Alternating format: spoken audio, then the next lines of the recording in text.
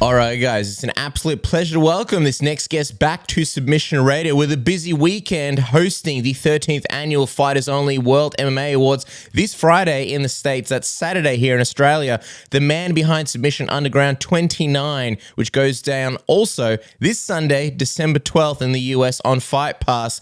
The bad guy is in the house, the largest arms in Wesleyan, Oregon. Chael Sonnen, welcome back to the program. How are you, man? Hosting? Are you under the impression I'm hosting the MMA Awards? That's a nice way of saying it. Saving the World MMA Awards would be more accurate, but we can do it your way. Go ahead. Well, I mean, because you're saving the MMA Awards, got to ask, man, because the fans are pumped. The American Gangster will be leading the action. When it comes to guys saving events in the past, whether it be the Oscars, the Grammys, the ESPYs, even previous MMA Awards, who have been some of your favorites that you sort of be channeling come Friday night? Oh, boy, they mixed it up a little bit. Like Jeremy Piven did it one year. Dolph Lundgren did it one year. I kind of thought that was cool to bring somebody from outside of our industry over. I just personally kind of got a tickle from that. Whenever we get like top stars, A or even B-level stars, it means something to me. It's kind of a thrill. Stephen A started covering MMA. I thought that was a cool thing. So I probably like that more. Just purely as a fan, somebody unexpected that comes over, I probably enjoyed more than I enjoy watching myself. I almost feel like you hosting or saving the MMA Awards, I feel like you're going to be channeling almost like a Ricky Gervais. Going out there, maybe a drink, tell the people some necessary realness, not really care, and then leave. I have no actual plan, but I like the road you're going down. I do find Ricky Gervais to be brilliant. Do you watch Curb Your Enthusiasm with Larry David? Yeah. An equal genius. Larry David is an equal genius. In fact, Ricky Gervais last season joined an episode of Curb, and it was two masters on stage together. Yeah, what's going to happen? Where's Cappuccino Chaels? When are you opening that up? The Spite store. I get that, by the way. I've never done it, but I would do it. I get spite. I love it. Hey, but so jump in, Kaz. I got to ask the bad guy, though, what's your favorite category? What are you most excited about seeing given out on the night? I think that the male fighter of the year is probably the most competitive. And I don't think that's a sexist statement just because the women have less categories. I think that's a pretty coveted one. I think if I was to compare it to, say, the CMAs, which I watch every year, entertainer of the year, that's largely what you're there for. Everything else is just in the way to figure out who that is. And I think the male is going to be, I think it's going to be tough to beat Kamaru Usman. And I'm not doing spoilers. I don't have the foggiest idea who won, but I have seen the nominees. And as I look at it, Kamaru's name kind of jumps off the page, at least for me. Yeah, hopefully there's no moonlight situation where the wrong guy gets the award and then you got to go up on stage and be like, sorry, Kamaru, I had to take this award off you and give it to somebody else. But I've always wondered, man, do you think there should be a promo of the year award at the MMA Awards? And if there was, who would you give it to?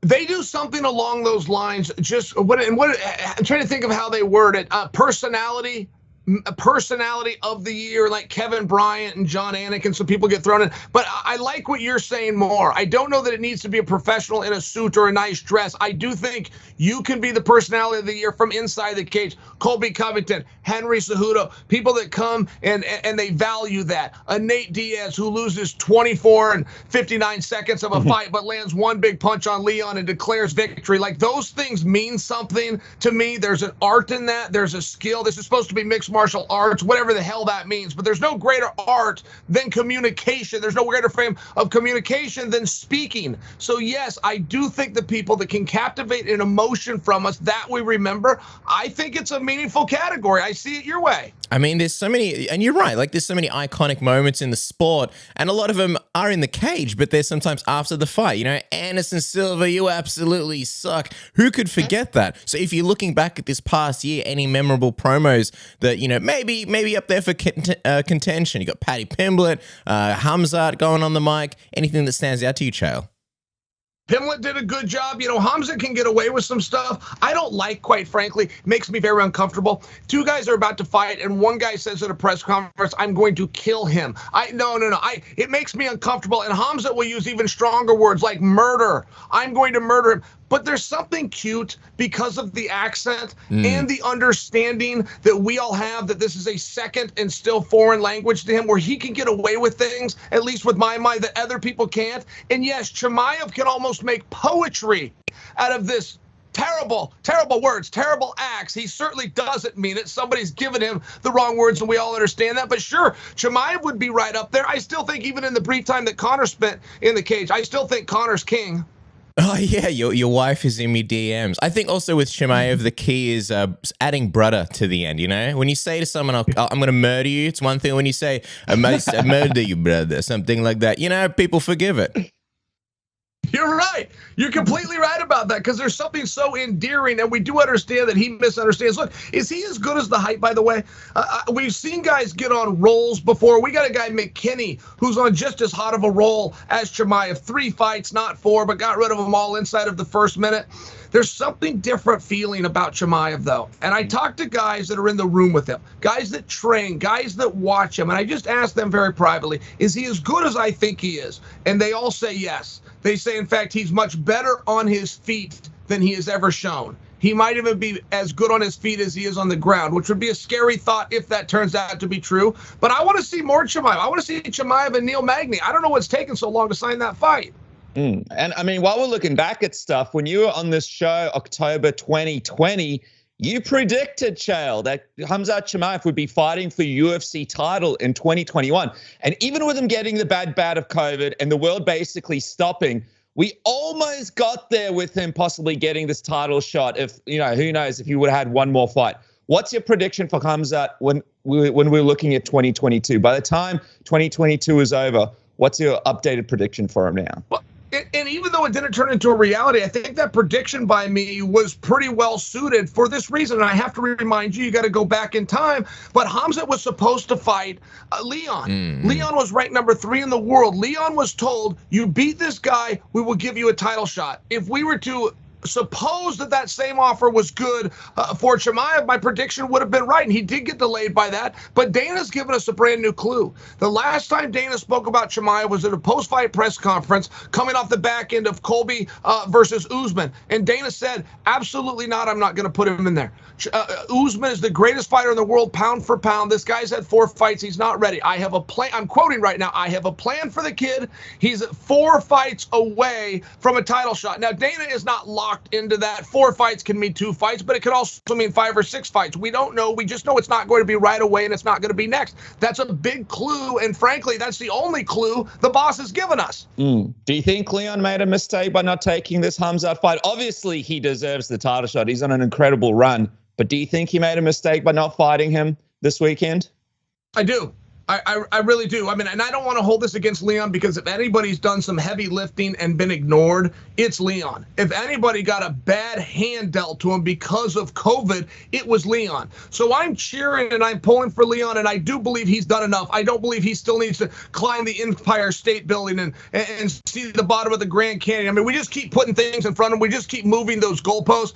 I've been taught in my life, and I subscribe to the theory that it's the thought that counts. And he offered to go out there and do this fight with Masvidal, which is seemingly unnecessary in terms of finding who your true number 1 contender is. But he agreed to do it anyway, and he followed through on his end of it. And just because the fight didn't happen, I do think we have to defer back to the willingness and the intent. And I think we've got to make him the number 1 contender. Yeah. The only reason I say that, though, that I said it's a mistake to not fight Chimaev. This is a paid sport. You don't get paid to stay at home. There's not a weekly salary. I think you need to fight the fights that you can get when you can get them. And a fighter's number 1 job is to take the biggest paycheck against the easiest opponent. And number 2, and it's in this order, is make sure you have a job to come through tomorrow. Regardless of the outcome of tonight's match, do I have a job tomorrow? And all of our viewers can relate to that. The number 1 thing they need to do today is not be there early and stay late. It's not push through lunch and do a great job. The number 1 thing they have to do is make sure they have a job to come to tomorrow. So I always always do think that guys should take those opportunities if you're truly the number one contender. The only question that we have left is, can you beat the guy with the belt? Then fighting at Chimaev shouldn't be a big deal. Yeah, and like he's one of the most exciting things in the welterweight division. You know, no disrespect to anybody else, but people are looking at potential contenders for Kamaru Usman, who is just destroying people, and they're kind of scratching around thinking, well, who could be the guy to really give Kamaru a challenge? Obviously, Colby did great in his last fight, but Kamaru still got the win. And then you look at Chimaev and you're like, man, he's on such a roll. If he does climb the rankings in 2022 and gets the ideal amount of fights that he's looking for and stays healthy, do you think, or how much of a challenge do you think he could pose to Kamaru Usman? That's what I always ask the teammates. When I talk to the Gustafsons, the guys that are in the room with him, that's specifically what I say. Is he good enough to beat Usman? And the last person I asked, which is a name fighter that you would recognize, answered me, and I'll quote and act out what they did. Can I set him up? Can he beat Usman? The response was, and I stopped him right there. I said, you've answered my question. If he's good enough that you have to pause in him and haw, that's the answer that I need. I don't know that Chimaev is quite as willing to get in there with Usman as he's pretending. He's called out a lot of names lately. Kamaru wasn't one of them. I think that Kamaru's been very respectful to Chimaev. When he was asked about him, he said how great the guy was. And he said, I don't know if I'm even going to be here by the time he gets to this point. But he was complimentary, which is the opposite of promoting a fight. I thought it was a very smart move by Usman. But I only share that with you because it does appear that there's going to be a period of time. One of the great marketing experiments ever in mixed martial arts was the Chimaev experiment, which was fight him again at a different weight, fight him again back down a weight, fight him again back up a weight, do the whole thing in as short amount of time as possible. It was a byproduct. It was on accident. It was not intentional, but it turned out to be a wonderful experiment. And now we're doing the opposite. We're having him sit on the sideline. We're hearing guys that are saying no to him, but we've got a guy that said yes, who was Neil Magny, and Neil Magny checks a lot of boxes. I got to come back to that fight, guys, because I am a little surprised at what the delay is. Make the damn fight. What do you think the delay is? And do you think it does happen? I'm missing this. There's something that's very obvious and it's right in front of my face, but whatever glasses I have on, I just can't see it. And I study this stuff, fellas. I got to know everything. I'm a very curious guy. I have to know everybody's business. I have to know everybody's decision. I have to know how we got to this point. I'm studying this and I don't know what I'm not seeing here. Unless there's information that hasn't been revealed to us, the audience, which does happen a lot, which is guys say one thing in the media and when Dana calls them, they say it different. Or they want to start talking about contracts. They want to start talking about LOIs. And they want to start participation. Things that's going to make Dana go elsewhere. If the information we're being given is accurate, which is Chimaev's healthy and available 170-pounder, and Neil Magny is the healthy and available 170-pounder, put them together now. I was going to ask, when it comes to who the tougher fight is for Chimaev, do you think it's Usman or do you think it's Israel? Because I feel like we'll see him back at middleweight at some point, possibly contending for a title as well. And I appreciate you saying that, because if you want to talk not only a path to get to the belt, you want to talk about a division that's not going to resist him at every step of the turn, and you want to talk about a final championship matchup that is more favorable. Yes, it's Israel. And I'm not telling you that Israel's not as good of a fighter as Kamaru. It's a matchup issue, but that's what you're asking me. It comes back to the classic wrestler versus striker. Chimaev just did a grappling match with Jack Hermanson. And I read all of the comments, and thousands of comments, and I scrolled through them, but it popped off the page how many times people came to the same conclusion, which is, look how big Chimaev is.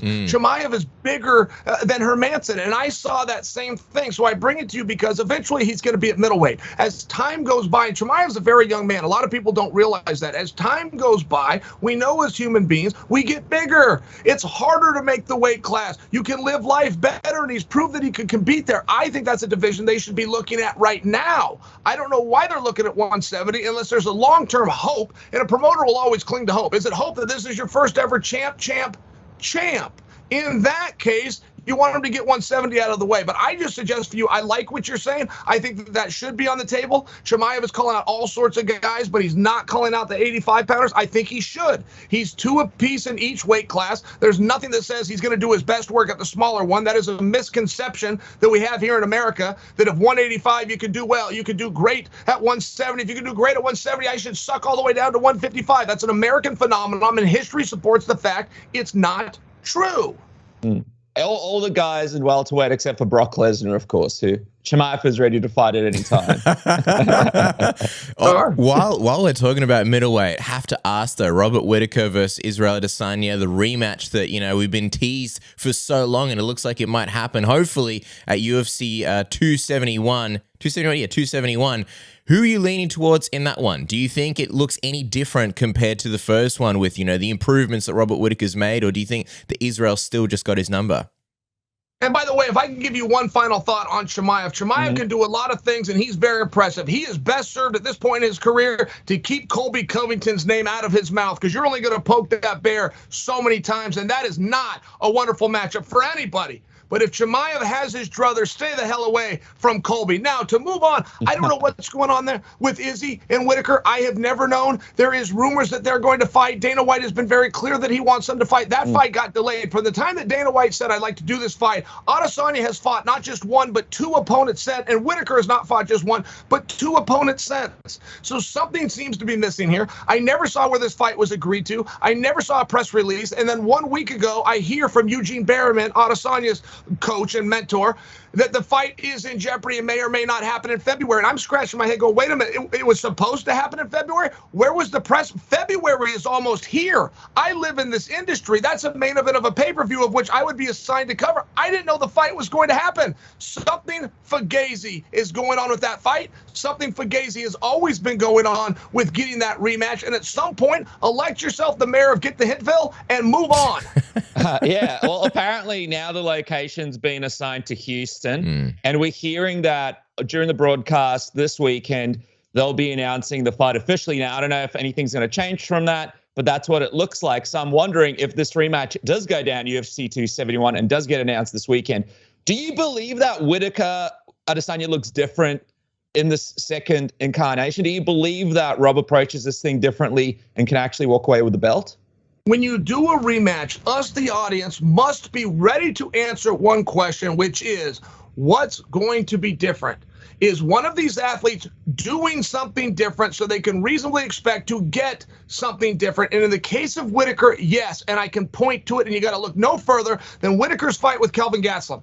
Whittaker took Kelvin down 4 times in that fight. Nobody thought Whittaker would go for one single takedown. He went for 4, and he got them all, and he held Kelvin there. Whittaker has put in the time in the room with guys like Craig Jones. He is learning the ground game. He is adding that extra wrinkle, and if Whittaker can just threaten Adesanya with a takedown, it will at least change the hands. Now, I got to take Whittaker at his word. He talked about that Adesanya fight. He said, man, the guy was too fast. I could not see him. He's stepping left. There's a streak coming right. I'm getting hit in the face, and he's back over to the left, and he's chopping my legs. I mean, this is from Whittaker, who was the champion of the world. He was being very complimentary, but I also think that it's important that a fighter in Whittaker's position can acknowledge what went wrong. And when he comes out and he does an interview and he's that candid about it, that's the first step. It's like an alcoholic. The first step to recovery is admitting what the problem was. I think that Whittaker's had enough to, yes, that's a different fight, in my opinion. And Whittaker, with the takedown and that new wrestling skill, has proven it's a different fight. And they've had such an interesting rivalry as well. Very kind of passive-aggressive, very, you know, barbs thrown from both sides. Eugene Berriman, the master troll of Robert Whittaker at this point. Always, the interview that you heard was actually on our show the other week. But it kind of makes me think, you know, we have so many memorable feuds, sometimes more memorable than the fight itself. Do you think with the awards, maybe there should be a feud category, best feud of, you know, 2021? I love it. I don't know that people want to admit publicly that this is the entertainment business. I believe that people want to continue down the road of this is about straight competition and finding out who's best. And that, of course, is the biggest piece of the pie. I don't deny that. I'm just admitting that a sliver of the pie is the entertainment aspect. And we can have some real fun when there's a reason to be here. If you don't put a belt up, why are these guys fighting? Is it a little bit of prestige and a little bit of money? Okay, but that's only going to get you a little bit of a crowd. I do think that those personalities and those conflicts, and you want to know who's really the driving force of this rivalry between Adesanya and Whittaker, shockingly, is Adesanya. When's the last time that the guy who won wants the rematch more than the guy who lost wants it. I mean, Izzy is a fascinating book. Izzy studies this stuff inside and out. Izzy is playing chess when everybody else is playing checkers. He's 2 steps ahead. Izzy never finishes a fight without calling out the opponent for his next fight. He has steered his own career unlike anybody I've ever seen. Prove that with Yoel Romero. Prove that with Paulo Costa. Prove with every single person that he's fight has been his idea. He took the idea to Dana instead of the other way around. Izzy deserves to be studied. He deserves to be pat on the back. And yeah, if we got to create a category for it, let's do it. And I think it's just a shame that this rematch isn't happening in a stadium in Australia. Like Marvel Stadium sold out. It's just such a big fight. You'd love to see it happen, but unfortunately COVID put that to rest. Speaking of fun feuds, by the way, what about you and Conor McGregor? You guys had a fun one in 2021. I feel like if there was a feud of the year, Chael, you might win a lot of them because you're still in it. You're still in it, man. Is the feud over between you and Conor, or do we see a bit more fun in 2022, do you think? I appreciate that. I will be a counterpuncher on this. I've always looked at Conor as like a little brother. I thought he looked to me as a mentor, and we had our relationship. If I'm wrong about that, I would be embarrassed and I would feel like a fool, and I will come back. To save my own ego, I will come back. But I will tell you now, I don't want the beef. I want it to go away. If he steps and sits down to the table, I will give him a very hard reminder of why he looked up to me in the first place. I love it. That is an olive branch of sorts. Got to ask you though, Chael, obviously this weekend, pandemonium with Jake Paul and Tommy Fury. Tommy Fury falling out, unfortunately. Tyron Woodley stepping in. We saw your reaction and how you mentioned, he's not meant for the business. You mentioned that it's also arguably his biggest mistake, Jake Paul's. It got us thinking, what is the worst injury Chael Sonnen has had to deal with leading into a fight? Oh my goodness. The worst I had to deal with, I was going to fight a guy named Paulo Filho. And Paulo was 16-0. I was one of those 16. This was a rematch. WEC championship. And Paulo was ranked number 1 in the world. At that time, it was Anderson Silva number 2, just to put a perspective for you. So big fight. Big match, and this is the one that I want. I didn't like the way the first one went down. I've got my second opportunity. I'm going to straighten this guy out tonight. I'm in the back. We're getting warm, and I threw a punch. My coach called for a punch, and he missed it. He held up the other glove. He missed it, and I hyperextended my arm, and it broke. I fell to the I didn't know it was a broken arm. I just knew it hurt really bad. I fell to the ground. I was screaming in pain, and I'm up next. The fight before we were the main event, the co-main event was in the ring. We are about to walk, and I'm on the ground in my locker room, rocking back and forth. So I shake that off, and I went and fought with it. I get my arm x-rayed. I had broke my arm. It was just a small, but I had broke my arm throwing a punch into the air that missed. It's the way you turn it over. It's the whole thing. The coach got to catch your. That was probably the worst I had to deal with because it was so unexpected. I've had other ailments that have bothered me, but I knew about them. I could tape it. I could wrap it. I could strategize around it. That one I had absolutely no time. The next thing I knew, I was putting my mouthpiece in and looking to get greased before I make that walk. So that was a tough one. I had to use some real mental power there. Unbelievable. Broken arms, stuff of legend, man. I think for me, the most mental power I've ever used is when I was trying to watch something. I think it was a UFC event, and it was geo-blocked because I was traveling. I was on holiday at the time, and I had to find a VPN that would actually sort me out so I could watch the event. And I know a lot of people can relate to this because you got UFC 269 this weekend. You got Submission Underground 29 just right afterwards as well. And a lot of people are traveling for, the holidays and Christmas and seeing family all over the world. Maybe you're in an igloo in Antarctica. I don't know. And geo-blocking is not very fun. So the best way to do that is with something like NordVPN, which you can access content from over 59 different countries by changing your virtual location with one click. And you can look around, and I'm just saying, different countries pay different rates for UFC pay-per-views. So make sure you're doing it legally. I'm not saying do anything illegal, but, maybe you want to, use box office in the UK and pay a lower price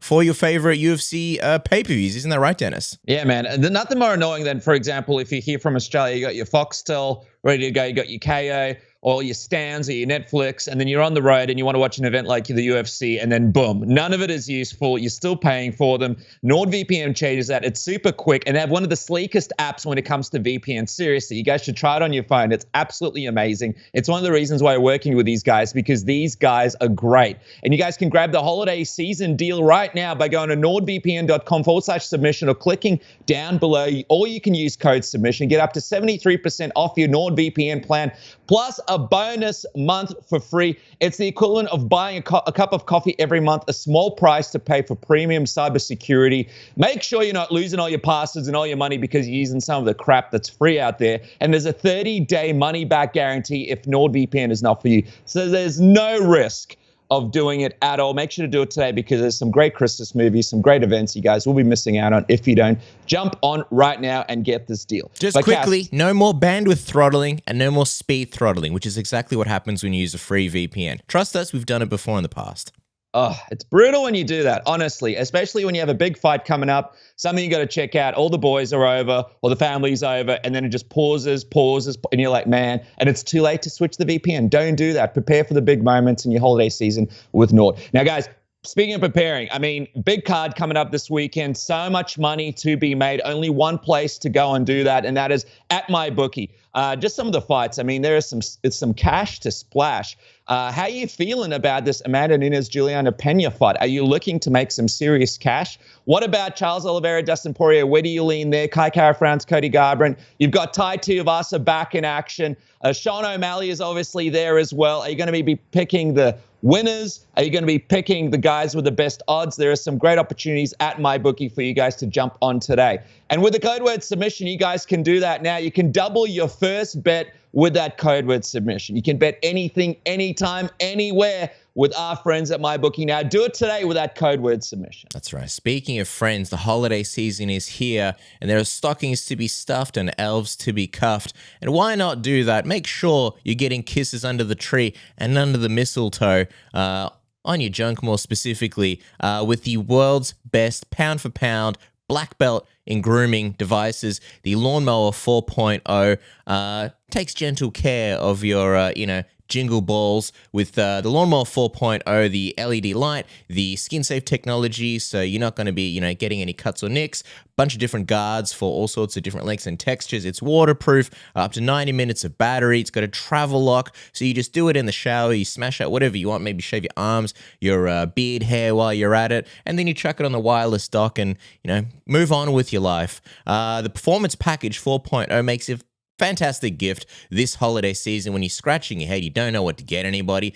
Take care of everything for them. You get the Lawnmower 4.0 itself. You get the Weed Whacker ear and nose hair trimmer. You get the Crop Preserver ball deodorant and Crop Reviver ball toner to maximize your ball hygiene routine. You get free underwear and a free bag to get all of it. And if you really want, you can also get the Manscaped Signature Cologne, which is vegan, cruelty-free, dye-free, sulfate-free, and paraben-free, which are fantastic because if you got shit skin like me, these things are important, and they're giving you a sexy discount this holiday season. Isn't that right, Dennis? Yeah, man. Code word submission, 20% off and free shipping. Code word submission, 20% off and free shipping. And right now, when you're going back into the gym, and hygiene is so important with COVID and everything that's going on, nothing better than Manscaped to make sure that you guys smell good and look good ahead of your jiu-jitsu, wrestling, boxing, kickboxing, whatever class that you're doing. Trust me, you're going to feel much better when you go out there knowing the boys are ready to go. And you don't get any of those complaints from the head office as you're walking out about a smelly bowl sack ruining class for the rest of the students. So we've been in some classes. I might have been guilty myself of not washing my shorts a few times. Don't end up like me. Get Manscaped today, 20% off with the code word submission. But speaking of that rematch, do you think it goes differently? Do you think Tyron Woodley's able to sort of fill in some of these gaps that were sort of glaring in this first one, take advantage of them and win this rematch? Yes, I do. As limited as Jake Paul's experience was in boxing, going to the Tyron fight, it was 300% more than Tyron's experience. And I only bring that to you because there was times where Tyron had him hurt, but guys don't fall the same in boxing. They go into the ropes, they dip over here, the rounds are different. I just think that Tyron learned a lot. And I couldn't necessarily go rewatch that fight and tell you the exact moments, but I think we can all agree just logically, now that he has the experience and with this specific opponent and with the height and weight difference, that's a little unique to what Tyron dealt with, not to mention the motivation and the fact that Tyron's got to bed every single night thinking about this guy, and it's very helpful that it's on short notice. Tyron's been training, he's in the gym, he's in shape, that's never an issue for him, but he hasn't had to dwell on it. Paralysis by analysis is very real. Getting in there with a clear mind is far more important than getting in there with a clear and fresh and peaked body. I think everything is in line for Tyron Woodley, and I do predict he gets the upset. Man, we're also super pumped for SUG 29. So much fun, so many fun fights as the tag team, Team Toro versus Team BBT. I got to ask you, man, Sean Strickland, a part of the card. He's taking on Andy Varela. Hey, does this thing go the whole thing, or does he end up doing a sneaky headbutt at some point? No, I think they're going to go the distance. I think Sean's just playing. I know him. I used to train with him. I trust him immensely. I think he's just a sportsman that is out there having fun, and he will follow the rules. And I'll tell you this, everything you just said is going live at 3 o'clock Pacific time on Fight Pass. But Sean Strickland versus Andy Varela as a special treat, 2:30 Pacific time on my YouTube page, live and free. Wow, fantastic. Wow. I find Sean fascinating. No one knows that, by the way, including those two. Those two will kick this thing off before the Fight Pass show even goes. It will be the feed-in and the lead-in, and the main event is going first. Well, that's what got me excited about Submission Underground 29. I know there's a lot of great matchups, but I don't know, Sean Strickland, he's like this enigma. He fascinates me. From your time training with him, what's something that you recall that kind of sticks out in your mind as we head into Submission Underground 29 this weekend? I trusted him. The day that I met him, he was 21 years old, and he claimed that he was 17-0, and I remember thinking, what a liar I was standing in front of. So then I trained 17. It's just hard to get 17 fights. You can start when you're 18, and it's in 3 years. He's in 17 fights. He's won them all. It was a whopper. I then work out with him. I believed every word of it. This guy was the real deal. And he's real good with the hands, but he's got setups. Like, he does one where he drops his hands, and then he does a dance with his shoulders, and it distracts you. You look at the shoulder, boom, boom, and he throws a 1-2, but he was always doing these kinds of tricks. I don't call Sean a kickboxer. I call him a trick boxer, because he will make you look left and he's coming right. He'll make you look low and he's coming high. He's a master of the setup. If you watch his fights within the UFC, or even his most recent with Uriah Hall, Uriah had a hard time, and it wasn't the punch and kicks. Uriah's used to all that stuff. He had a hard time with the setups. It's the movement that Sean will do before he goes to attack. He's a handful, man. Sean wants everybody to think he's crazy. I don't want to bust his gimmick. I know a gentleman, and I know a guy that I trusted as much as any workout partner I've ever had. You know what I love about that as well? In Australia, that's a Monday morning. So people can have their morning coffee. They can turn on Chael's YouTube channel before work and catch possibly one of the most exciting sort of grappling events for free. I mean, it doesn't get any better. Just quickly, this weekend's action, obviously, Dustin Poirier, Charles Oliveira. I know you were talking to Ariel before. You mentioned how Charles, is a tricky guy. There's no clear-cut sort of way that you see it going. But do you think a lot of people might be surprised by the outcome after these guys meet in the ring this weekend? Because I think a lot of people are still really believing that it's a clear-cut win for Dustin here. There's a lot riding on this. Oliveira is not always consistent. Now, I'm not picking on him. This guy is the king of the hardest division out there. I respect him tremendously. But if you wanted to be critical, you could go look at his career. He's been inconsistent. He's had trouble at the scales. He stubbed his toe in some very strange matches where he was a massive favorite within the competition. I think he's worked through that. His last 7, his last 8, his last 3.5 years, he's looked unstoppable, and now he's the king. But there's a lot riding on this. If Oliveira wins by example, that is going to reflect poorly on Khabib. Khabib is younger. Khabib was at the same time frame, and Khabib fought and beat everybody except him. And that's just going to create a question. Not enough to bring Khabib back, but when you want to talk about legacy, that's all that you're talking about is the discussion going around it. On the other side of the coin, if one of the guys that Khabib disposed of, in this case Dustin Poirier, goes and grabs the belt, it really shows just how good and dominant Khabib was. And the same thing is sitting on Conor's lap. If Oliveira goes out there and destroys the guy who destroyed Conor McGregor, there's going to be a perception issue, and these guys are going to need to work. And these guys never study their career. They never study the land. This was me, and I was in that spot. I'd have a tweet ready to go for both guys. If Oliveira went to make me look good, and if Poirier went to make me look good. But these are dum-dums. And the only one dumber than the fighters are the managers that are managing. You got dum-dums managing dum-dums. I expect nothing from any of these guys because they're not smart enough to see it. Oh, don't be a dum-dum. Be smart. Watch Submission Underground 29 this weekend, this Sunday, the 12th in the States, and a nice Monday morning here in Australia and New Zealand. Follow the man on Twitter and Instagram, SonnenCH, and his YouTube channel, Fantastic Takes, and of course the Chael Sonnen Show on ESPN. What an honor. Always love having you on, Chael. It's been too long. Thank you so much for your time. Yeah, I can't wait to see the 13th annual MMA Awards this Friday as well, man. Can't wait to see you lead the charge. There's going to be some fun there. I know you're downplaying it, man. There's going to be some Scott Hall jumping over the barricade and being like, where is the macho man? And I can't wait to see it. I appreciate it. I missed you fellas, but I've had it with you both. Goodbye. Thanks, Chael. Bye.